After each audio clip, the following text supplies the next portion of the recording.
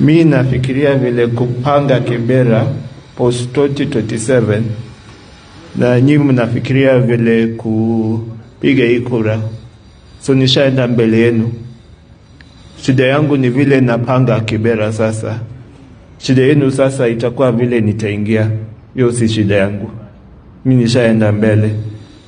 Nimeanza kupanga hii mambo ya broad based, na mkisema nimeanza siseme tena